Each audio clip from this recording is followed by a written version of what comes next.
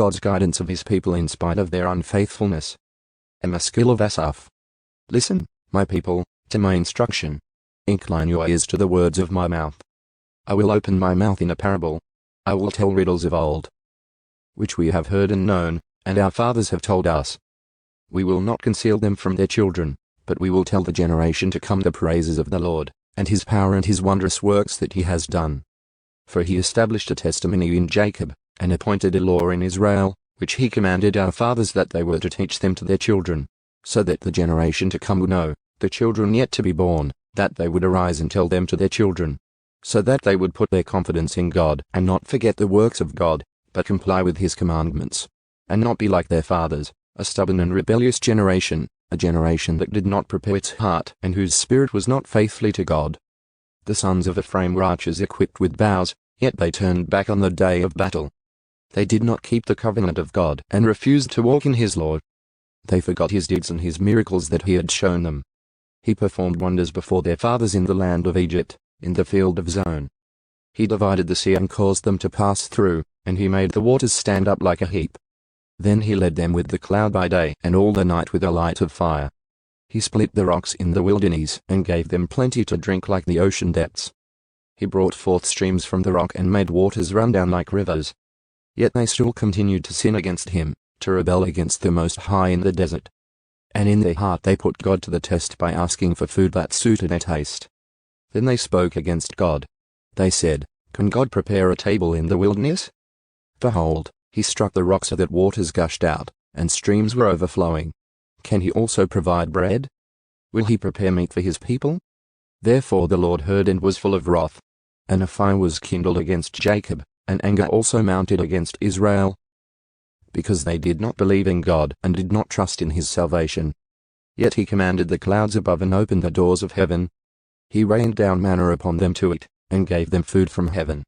Man ate the bread of angels. He sent them food in abundance. He made the east wind blow in the sky, and by his power he directed the south wind. When he rained meat upon them like the dust, even winged fowl like the sand of the seas, he let them fall in the midst of their camp, all around their dwellings. So they ate and were well filled, and he satisfied their longing. Yet before they had abandoned their longing, while their food was in their mouths, the anger of God rose against them and killed some of their strongest ones, and subdued the choice men of Israel. In spite of all this they still sinned and did not believe in his wonderful works. So he brought their days to an end in futility, and their years to an end in sudden terror. When he killed them, then they sought him, and they returned and searched diligently for God. And they remembered that God was their rock, and the Most High God their Redeemer. But they flattered him with their mouth and lied to him with their tongue. For their heart was not steadfast toward him, nor were they faithful with his covenant. But he, being compassionate, forgave their wrongdoing and did not destroy them. And often he restrained his anger and did not stir up all his wrath. So he remembered that they were only flesh, a wind that passes and does not return. How often they rebelled against him in the wilderness and grieved him in the desert.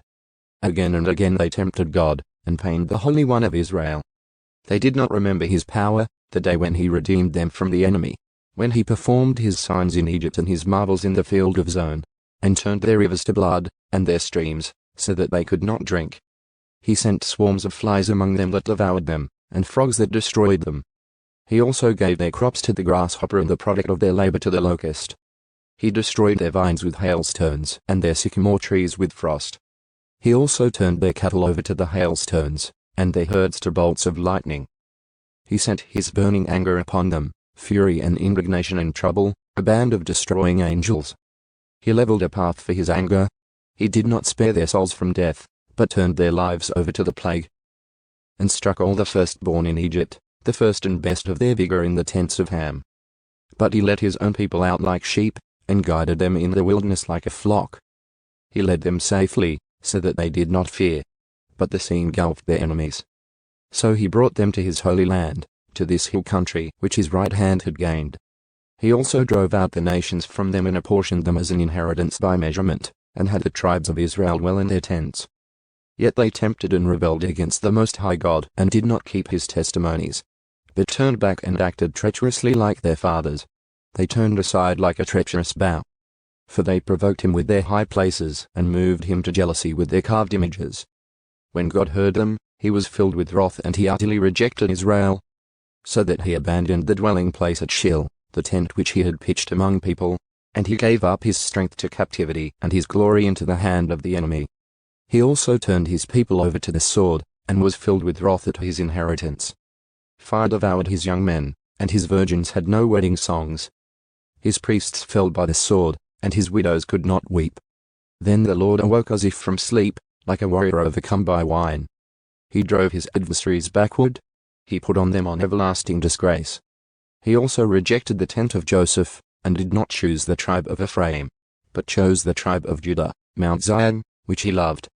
And he built his sanctuary like the heights, like the earth which he has established forever. He also chose his servant David, and took him from the sheepfolds.